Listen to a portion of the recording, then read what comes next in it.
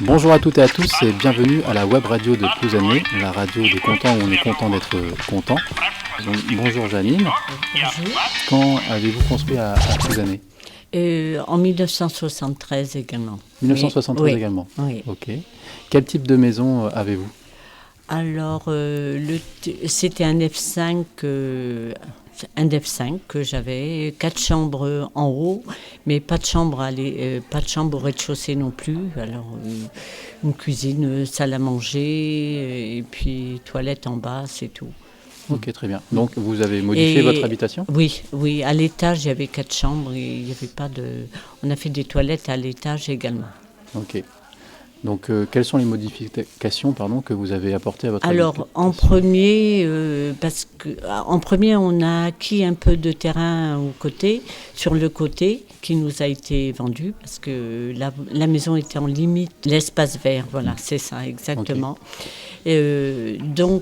On nous a vendu 5 mètres sur le côté, à tous ceux qui étaient de ce côté, du même côté que moi. Okay. Donc, on a fait un garage en bout, et de fait qu'il y a eu un garage, on a pu agrandir la salle à manger qui était toute petite. Et ensuite, là, il n'y a pas tellement longtemps, on a fait une expansion. Ok.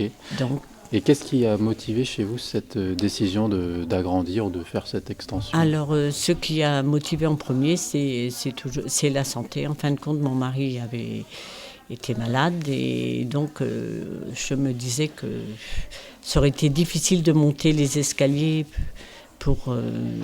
ça allait en s'amplifiant, sa maladie, donc je me dis ça va être difficile de monter. Et moi également, qui avait quelques problèmes de genoux, et on me disait d'éviter les escaliers.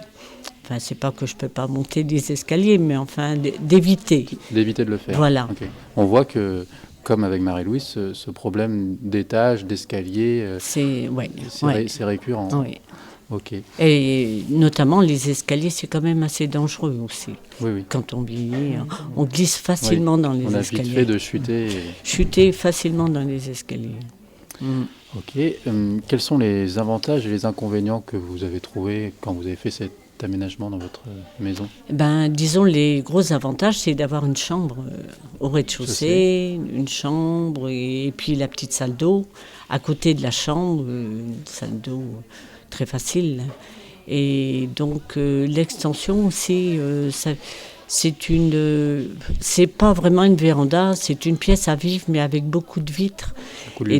Beaucoup de lumière, ça a donné beaucoup de lumière et en même temps, de la chaleur. Okay. Ça chauffe bien la maison.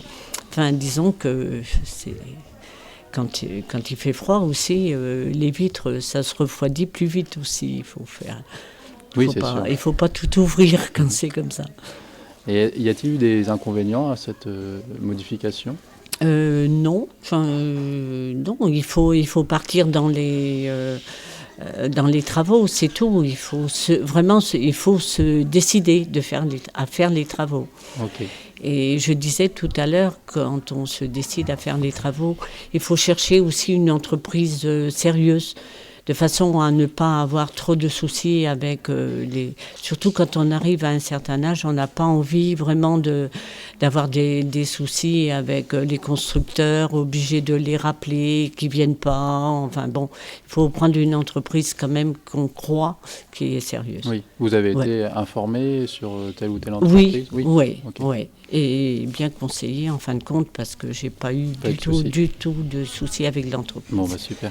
Et ça, c'est important, je trouve. Parce que quand on arrive à un certain âge, on n'a pas envie, on n'a pas l'énergie de se battre tout le temps avec des entrepreneurs, avec ceci, avec ça. Très bien. Si vous aviez eu un autre choix, qu'aurait-il été au lieu de faire cet aménagement ?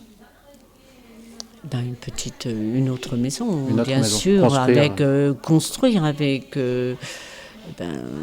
disons avec une chambre en bas aussi, mais moi j'ai quand même 4 chambres à l'étage et donc les enfants qui sont au loin, les chambres me servent quand même quand ils viennent à la maison. Voilà, l'étage sert pour les enfants. Ils remplissent la maison, tandis que moi, deux chambres n'auraient été pas suffisantes dans ce sens-là. Très bien. Pensez-vous qu'aujourd'hui, les personnes vieillissantes sont prises en compte dans le développement des villes et de leurs quartiers, et de leur logement? Vraiment prise en compte. Est-ce que vous pensez qu'elles sont entendues sur leurs revendications par rapport à leurs soucis, leurs problèmes?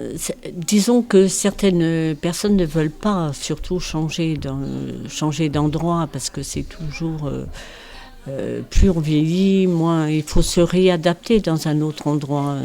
L'environnement, c'est peut-être difficile là aussi.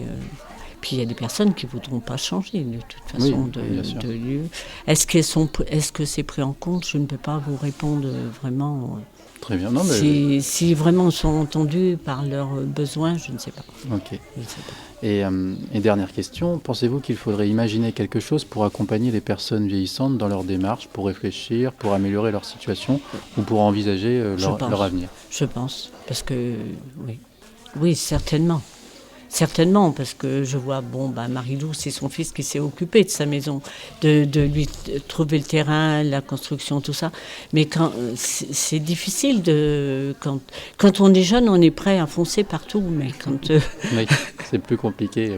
c'est plus compliqué, on voit, On prend plus son temps, d'une on pose. taupinière, on en fait une montagne. Merci, Janine.